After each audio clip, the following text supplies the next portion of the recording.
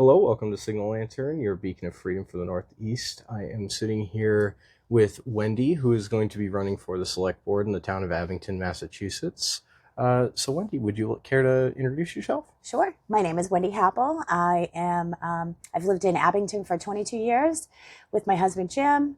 We have a daughter. Her name is Caitlin. She's a sophomore at Suffolk University. She's studying political science. My husband, Jim's in the sheet metal union. I work for a wire and cable distributor as their branch administrative manager. So for about 25 years, I have worked in, office management and administration between the real estate field and now the electrical field. So let's see what else. I was on school committee. I started my reign back in 2015-ish. So I actually ran for school committee. I was running against two incumbents. I did lose, and but shortly, I think it was the day after the election, two other people had stepped down from school committee. So the school committee and the selectmen had that's what they were called at the time, the selectmen, not the select board. So they had a meeting where there was three of us that were trying to vie for those two seats. And so no one on school committee voted for me, but everybody on select board voted for me. And so I became a school committee member for the rest of the duration until the next election.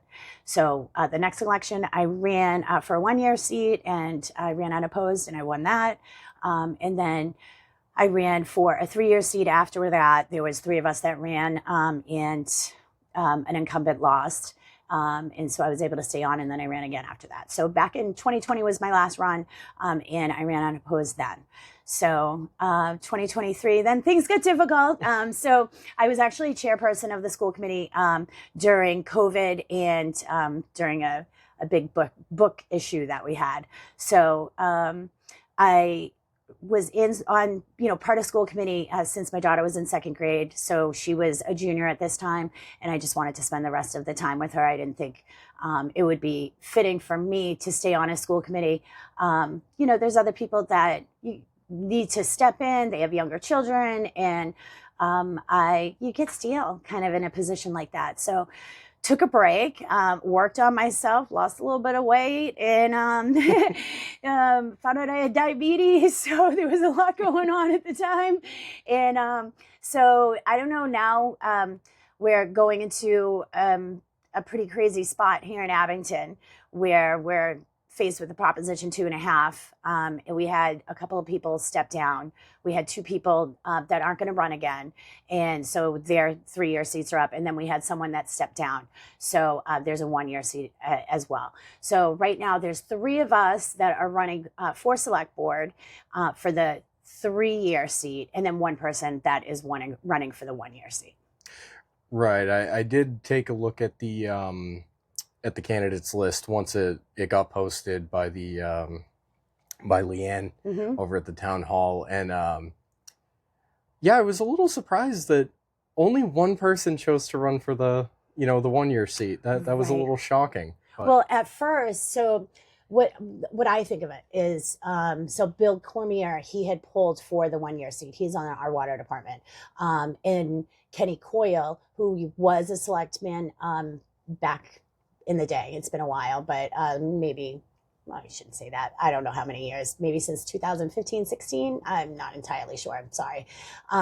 So he had stepped down. He was still, doing things in town, but now where we have the 1-year seat, he's got the experience. So I think that him being in that seat is really great because Nicole and Paul are newer to the select board. And so just having somebody there that knows what they're doing, knows how to run a meeting, a select board meeting, just kind of keep going with the flow of things. I think it's a great reason for Kenny to step back up and be part of the board. Yeah, no, I know Ken fairly well, and I actually haven't gotten around to asking him to come on yet. Thanks for asking me first. I know, right? No, I'll probably be chatting with him tomorrow night to see if he wants to get on. But anyways, so, I mean, what exactly drove you to run for one of the full select board seats? Like we just said, there's also a 1-year term. Right. Why didn't you choose to run for that one? Why specifically the 3-year term? Well, I am very honest, so I will tell you. Um, there was somebody that was expected to run, and I don't believe in him, so I wanted to run against him. And but he never ended up putting his nomination papers in. So here I am. But so at first it was a few people that had pulled nomination papers. Everybody can pull nomination papers because it's, you're thinking about it at that point. You don't have to commit to anything to do that. So between pulling your nomination papers, grabbing at least your 50 signatures, you still have, usually that starts around January that people decide, January, February, and then by March you have to put your papers in. So people have a little bit of time to, fully decide.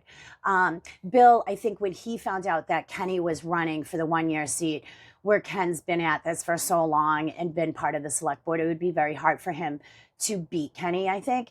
And so that's why moving into the 3-year seat was a good option for him probably. So Dan Eddy is one of the other people that are running. He had been on our finance committee before. Then we have Bill that is part of the water department, and then myself, who used to be on school committee. So for me, politics has always kind of been part of me. So even though I said, I retired way back then, I always knew probably at some point I would come back to run for select board or something even higher, maybe in the state at some point. But, just getting my name out there, I'm still young. My daughter's young. So it's not something that I thought that I had to do right then. But right now is a perfect opportunity for me. Everything's very stable in my life. And with, my daughter being in college, I have a lot of free time.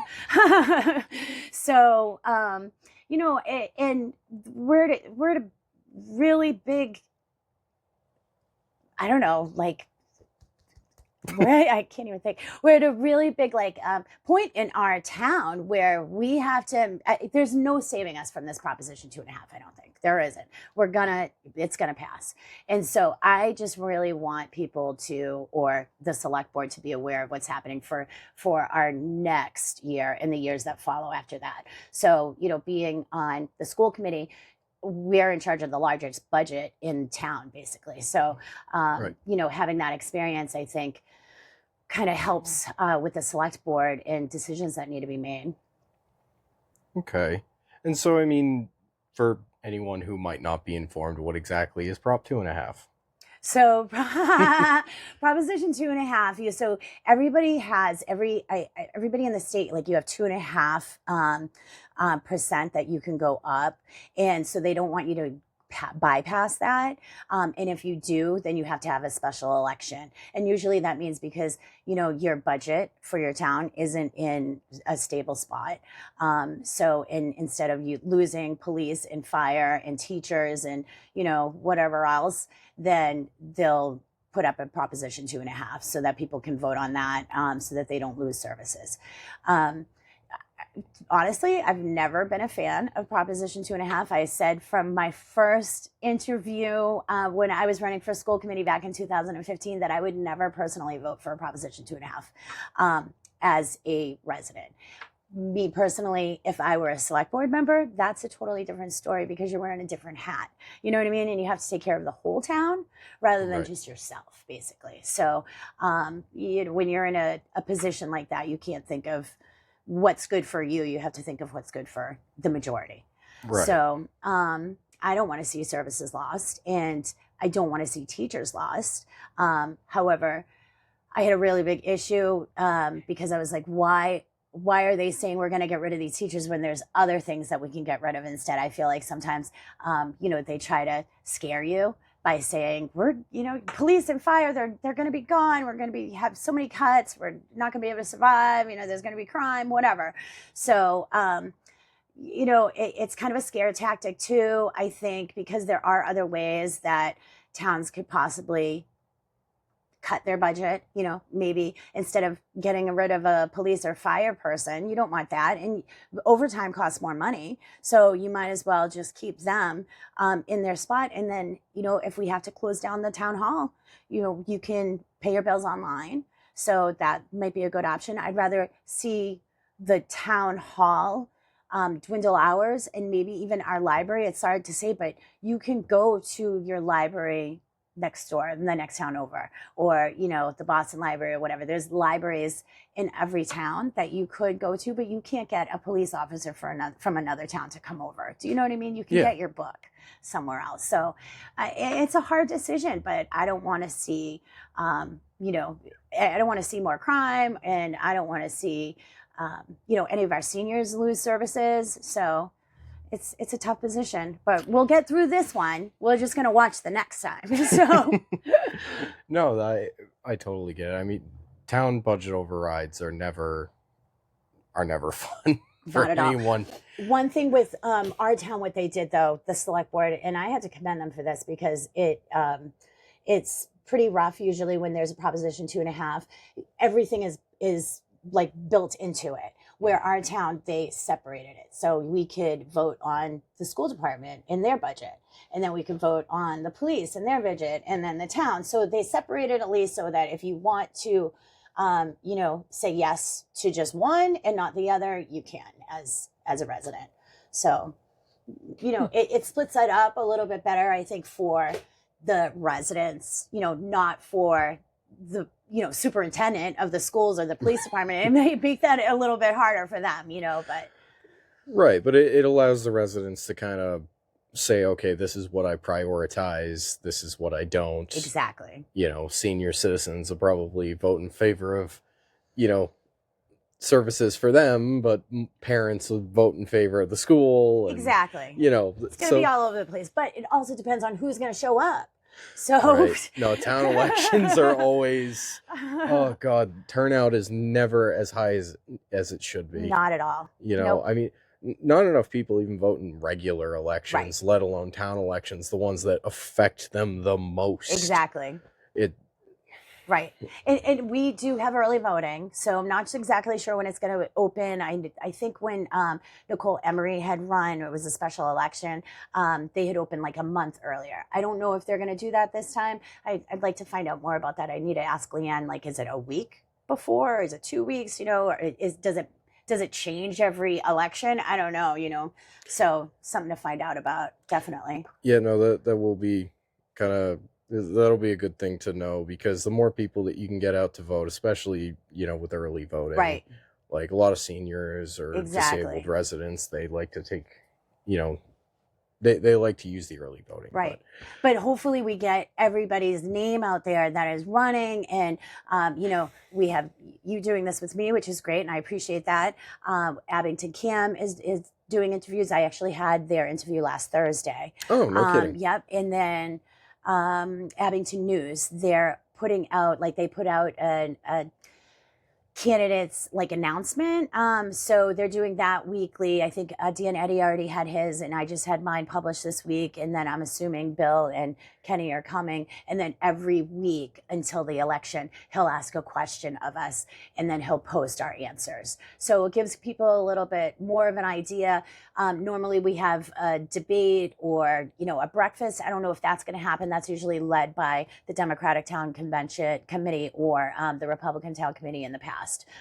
And then I think Abington News has also done something in the past. So I'm willing to, I've actually also asked Abington Cam to have a roundtable, because I would love to get all of the candidates together so we can all talk. I don't even know if I'm voting for myself. I'm going to be quite honest with you. I mean, seriously, I wanted on school committee. There was a lot going on at the time. We had Common Core, and we had the park testing, and it was, they were trying to compete against MCAS. There was just a ton going on at the time when my daughter was young, and that was affecting so many kids. So there wasn't anything that I wanted more in life than to be on school committee.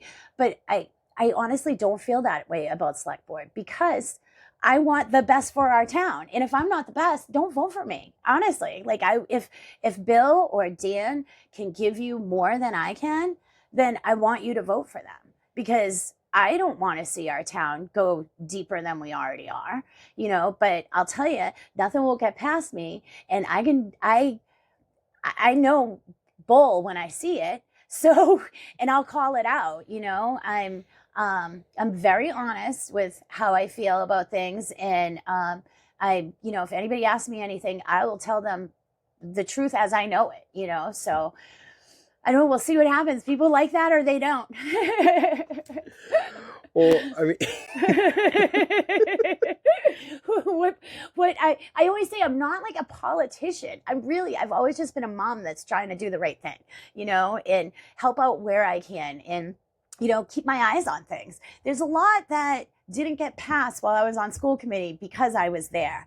And I don't think enough people question things. I'm not saying our school committee, but I'm saying in general, when a lot of people are on the board, they just, check mark. And I don't do that. I question everything. I mean, people talk about, well, Peter Schaefer, he was our superintendent at the time when I was on school committee.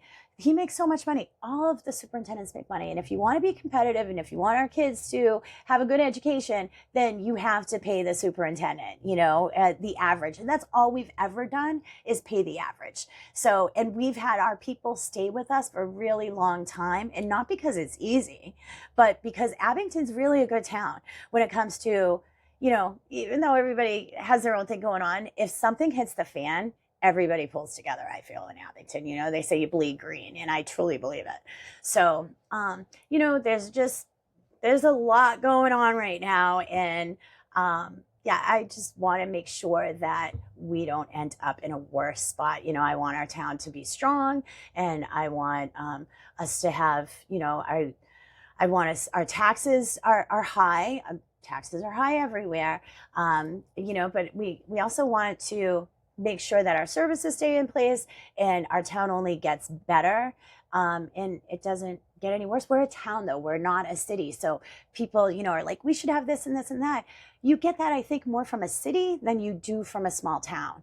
So, you kind of have to pay more for the services that you get, because a city, I think they get more. Well, I mean, part there of are it. more people. Yeah, exactly. There's more people to pay more taxes. Right. So, the tax burden is more even, like, it is less because you have more people. So it's better distribution of it. So, no, I definitely agree with you. I mean, I've lived in Abington for a good few years at this point. And one thing that I've always noticed is the very strong sense of community in it blows my mind that it feels like Abington is so unique, at least compared to other surrounding towns in that respect. So, like you said, we all bleed green. Yes. when we live in Abington. But I mean, so kind of moving on to like the next question. I mean, you are obviously talked a lot about the Prop 2.5. I mean, is there any other big things in Abington that are going on that you would particularly feel like you could address if you were elected to the select board? Well, there's always something going on. Well, we do have a new town manager, and there's a lot of play with that, depending on who you talk to. So, I mean, I don't know about his past. I'm just looking, at his future. I did have a long talk with him. I set up a meeting with him, and, kind of just asked him what his ideas were for our town and where we can go from here. So I think keeping him in check is very good to do. And you always need to do that with your town manager anyway. So between the town manager, then we have our water issue is huge. So I don't even know how to explain the water issue, because it's bad. Like everybody says it smells. Honestly, I don't have the smell at where I live.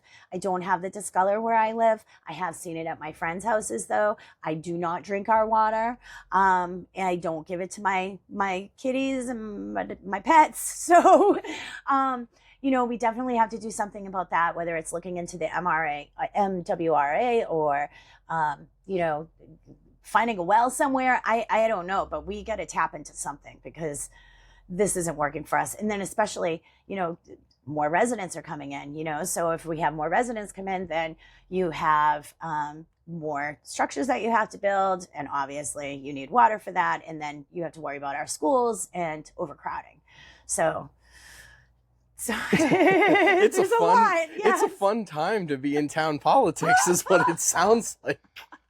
They need me. No, I'm just kidding. Well, I mean, I don't know. I mean, would we have gotten here with the school department, if there was a better check, I don't know. I don't know. I mean, I know that there are things that, we didn't need in the past that they need now, like adjustment counselors, because, between COVID and DEI and all the things that they brought up in the past, like they pulled those people in, the counselors, and now it's really hard for our schools to ensure that kids, there's a lot going on at home with kids. There's a lot, socially going on with them. The phones are huge. So, they need those counselors. And I'm not going to say you're going to have to take them away, because I think that our principals and our teachers really need them, so that's important. Personally, I've said this before, as far as the schools being involved in, regular counseling and, our medical and things like that, I don't believe that they should be. But if you go to the school and you want help, that's different than the school, kind of getting in your business. But an adjustment counselor is a little bit different. I want people to understand that. Okay. So really no major thing that you would want to like particularly attack if you got elected to the select board, just kind of deal with the current issues that we have going on in town? Yeah, basically deal with the current issues and definitely work on this water issue. I think that's the biggest, and maybe looking into how we can save trash as well. What's going on with the trash? Nothing, but I'm just, the way that you said that was like, oh, No. do we have a trash No, issue? we don't. We actually, I think our trash company is, works really great. But, is there a savings down the line? Like, we definitely have to look into other contracts with everybody to see where we can save, and maybe we can even pull in with other towns to see. But the cost of insurance now for everyone, and it's crazy, and I think that's where a lot of the money is going as well, is to things that we can't control as a town. Yeah, plus the ever present cost of housing is absolutely insane. I mean, I'm slowly hitting that point where I'm like, I don't know if I can afford that. I hear you. When we bought, it was in 2004, so the market was crazy at the time, and I think we bought the cheapest house in Abington. We were on the 5-year plan. It's been 22 years. So, once you get settled in a spot, and then, it's expensive to move, and then we only have one child. So why move someplace bigger? And, everything costs more. So here we are. Yeah, small town living is always fun. Right? But no, I mean, I just I'm trying to think. No, I mean, like the housing market is absolutely insane. So you were saying how, like we have more people kind of moving into Abington. You're worried about, the whole situation with the water and the schools. One of kind of the big ticket items that's been thrown around, at least over the last couple of years, is like the MBTA housing. Was that ever one of those issues that you were against it? Because a lot of people were really against the MBTA housing, and yes, from what I've been seeing, there are some lawsuits pending that could potentially get rid of it. So I was actually chair of the school committee when they were talking about that. So I did go in front of the select board and give my take on that as part of the school committee to represent them, basically, just saying that between the water and our schools, we, 30 kids in a classroom, potentially, and that could even go up. So yeah, we were against that. MBTA housing. And I know people that were right in the immediate vicinity that were as well. I don't honestly know exactly what's going on with it now as far as the lawsuits that you're talking about. So tell me all about it. So I'm not fully informed. I just know that, there was the ever famous Milton lawsuit where they were fighting against the state to basically say, nope, we're not taking part in this, we're not doing it. And as time has been going on, towns that had previously, said, yeah, sure, we'll do it, are now changing their tune and saying, you Right. know what, we don't want this anymore. Right. It's You know, definitely difficult. I'm not opposed to senior housing whatsoever, though. And there's never enough senior housing. But with the senior housing, you can't just have senior housing if it's, public. It has to be a 403B. So you just, then you're opening up to people with kids and everything. So it makes it a little bit harder just because we don't have the space, and we can't afford to build another school right now. And that's not going to happen for a long time, I don't think. There's no way. I know that I was asked that in the last interview, and because we have some issues with Beaverbrook and with Woodsdale, the roof and everything, but that roof has been having issues since I was first on school committee. So they've done a lot of patching and things like that. And I know that, we have to update things, but sometimes you just got to live within your means. Hey, I mean, if the school needs repairs, that always sounds like one of those things that could be, put forward as a potential, town vote. Right. I know Hanson did that probably over a decade ago for their Indian Head Elementary School. It desperately needed a new roof, and it ended up going to a town vote. The state gives you money towards other things, and like roofs and things like that are also in a different cost category. So, hopefully we'll be able to get that done someday. But I'd rather concentrate right now on keeping our teachers and keeping our police and fire.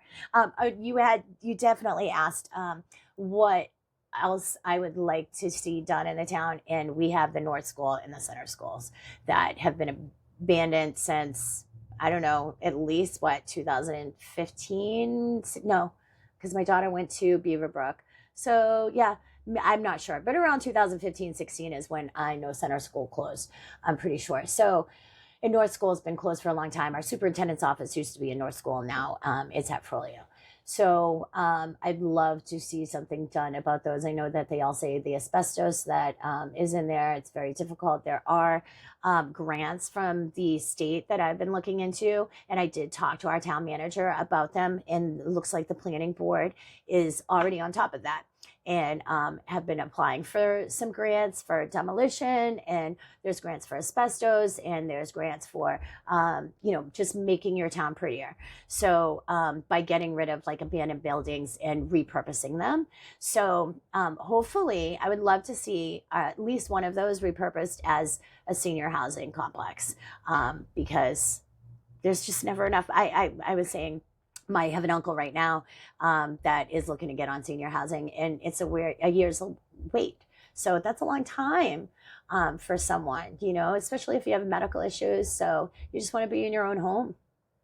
No, I mean, I know exactly the schools that you're talking about. I've seen them, as I've been taking walks, and yeah, they're very dilapidated. They're very, the area is very overgrown. It is a bit of an eyesore. Definitely. So I mean, yeah, if that's something that you think that you could accomplish if you were elected to the school board, that would be fantastic. Get those old buildings to be usable again. Right. I think that's really the downfall of any town is just having a bunch of old dilapidated buildings that are just sitting there that, frankly are dangerous. Yeah, they don't represent your town well for, how you want it to look. Exactly. It's like if the town's going to close down, like a school or something, maybe there should be a plan in place to be like, okay, well, we're going to shut the school down. How about let's start transitioning it into something else? I wish we did do that. Or maybe even sell it. Right. We tried. Nobody wanted it. No, I was actually on the surplus land committee. We had two of them. We had one for the schools, and then we had one for all the excess land that we have to see what we could sell. So that was years ago that I was on that. Those two committees. There was one the surplus land was first, and then a few years after that, they had another one. And so I was on that one as well, just to, see what we could do with getting rid of some of the excess property that we have, so we could get some money in. Really, no takers? That surprises me. feels like every contractor wants to buy up every scrap of excess land. I mean, if you look at Braintree, they've converted a lot of their schools into housing. So, you know, it's definitely can be done. And those schools had to have had asbestos in them. You know, our fire station was looking to go to North School for a quick second. I was actually against that because I live in that neighborhood and I know how much congestion and accidents happen there. So I really didn't think that was a good spot for us. To go even back further than that, when we were initially talking about building a new fire station, because the 2 fire stations that we have are very outdated. I was like, why are we doing that? You know, that costs so much money. Why don't we just, you know, get the land? There's a couple of businesses next door. If we get those businesses, we can expand the fire station that's on Route 18. And then I toured them. Those fire stations are so out of date. We have our firemen eating in their kitchen directly next to their contaminated items that they just went on a fire call for. You know, nobody should have to live like that. They sacrifice enough, you know, and then we're going to sacrifice their breathing while they're trying to eat, you know, or whatever it's going in their system. I don't know what particles are out there, you know? So I toured both of the fire stations, and the one over near like the Walmart area, that's just crap. That just really is. And they fix those things themselves, all the firemen and everything. They've definitely tried to keep it updated, but there's things that they need now, that firemen need, that we can't give them because of the location that they're in. So if we have a better fire department and police department, then they'll have all the updates that they need. So I was against them going over at North School, just because if you know that area, it's a triangle, right? Yeah. So if you go this way, you're at a stop sign, there's accidents. The other way, there's an accident. I live at the end of Adams Street where Washington Street meets. You don't even know, people don't know how to navigate through that area. So some people will either go through the stop sign this way, or they'll take a right and then take a left. So it makes it really difficult. My house, and I don't even know how many cars have been hit outside of my home. So and not just mine, but you know, my neighbors as well. When you turn the corner on Washington Street, the poor little cake lady had seen so many accidents. The Manleys have, you know, it's everywhere. So it's that area. So it's very dangerous. And so there was a fire station committee, and I joined that while being part of the school committee. So just to, you know, see where we could land basically with a new fire station. At first we were talking about off of Glenowitz, where our middle high school is. And I actually thought that was a great idea because you know, gives it its own little area. That's if we were able to come out from Lowe's too. So I know it might have been a little congested when kids got out of school, but you know, between the flashing lights that the fire department has, I think we could have, you know, gotten through that okay. But I love the location that they put it at, being next to the police station. I think that is centrally located for them to get to everywhere quickly. So I'm excited for them for that. And then the DPW is going in there as well. But right now the DPW is using the North School to store their trucks and everything. It's a little ugly right now, the way they have it set up. I wish they'd make it a little prettier, but it'll come, I'm sure. It's the DPW. Exactly, they can only right? do so much. No, but it's cool. I didn't realize that they were moving both the DPW and the fire department over to that building. Like I've been watching it getting built. Yes. Because I live right around the corner from it, but it's cool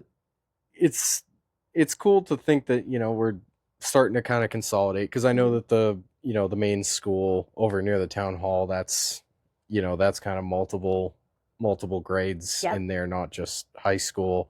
Starts in 5th grade. Yep, 5th to 8th, and then the high school. Yeah, so I wonder if that's actually going to be saving the town money, you know, kind of just starting to move everything to, you know, centralized locations, multi-purpose buildings. Because Route 18 there, that fire station, I mean, if we sell that, I don't see how, I mean, that should sell quickly, in my opinion, you know. just because of the real estate of it, being right there on Route 18, it's close to everything. So, and it's a good little lot there. So whether somebody, keeps the fire station and, repurposes it, or, takes it down and constructs something else, that's a great little area there. And then staying with the other fire station over by Walmart. There's a lot that can be done in our town with those two. Well, I'm really excited to see, what the future holds, what kind of things come out of it. Because I live in that town. I don't want to see dilapidated buildings. No. I don't want to see abandoned buildings. I want to see a thriving community. Absolutely. And I want to keep it a town. If people want to live in a city, they can go next door. Like, we don't have buses. And I know there's been talk about that in the past, like, should we bring buses in? But I think that if you want that small town feel, that you really can't do that. Everything, we don't have a humongous town. Like, you can pretty much get from one end to the other, yeah, in like 15 minutes. Yeah, if you have a car. But otherwise, people will drive you around. So no, honestly, I'm definitely excited to see, who's ultimately gonna take this race. Me too. I know that Ken has quite the race ahead of him, all by himself, running for that one seat. Awful for him. Oh my gosh. I know that's going to be a nail biter on election day. But no, I mean, I do really appreciate you, taking the time. I know that you said you already did the Abington Cam interview, and, Abington News is getting their questions and stuff from you. I mean, the reason why we do this podcast is for every town. A lot of them don't have public access channels or local newspapers that, Abington does. Yeah, we're lucky. we really are. The local elections in Abington are very, very well covered, but, I still figure I'd get you. I love that you did this. We need more people like you, I mean, I appreciate that you're doing this because, just being aware of what's happening as just a person yourself, and then, trying to get more people aware of what's going on in our town and who the politicians are that are running, I think is a great idea. And it's disappointing a little bit where there is only 3 of us. There's 13,000 voters in town, but it's a scary situation to get into. Some people, I mean, I've been criticized a lot over the years, and it's not easy, and I've done my own criticism. So, just got to have thick skin, basically, and just get through it. And then just hopefully, I hope people know that I'm in it for the right reasons. I don't own other real estate. I don't have any, businesses in town. Whatever I'm doing is for the good of the people and for the good of Abington. Well, that's honestly fantastic to hear. A lot of people get into politics for their own personal gain, or we don't get paid for this, so no, but you do have an influence over things like property taxes, what businesses are able to build things in town, and somebody. Hopefully we get a ton of businesses that want to come to town. Well, yes, but and I'll look for them. Absolutely. You get what I mean. But anyways, no, I really appreciate you, taking the time. I know it's getting a little late. So thank you for having me. I do appreciate it. Thank you very much. I appreciate it. So if you've enjoyed this episode, please subscribe to our YouTube channel, like it, share it around with friends. Make sure that everyone is aware of what politician or what people are running for political office in your towns, and we always want to hear from more people. If you're running for public office in your town, reach out. We always have an open seat. So, one last thing, April 25th, 8 to 6 at Beaverbrook is the election. So hope to see you out there. Right. That's what I was forgetting. When is the election day? April 12th. Got it. 25th. 25th. See? I'm already... It's been a long week already for me, and it's only Tuesday. But, all right. Well, thank you all. Thank you. Bye.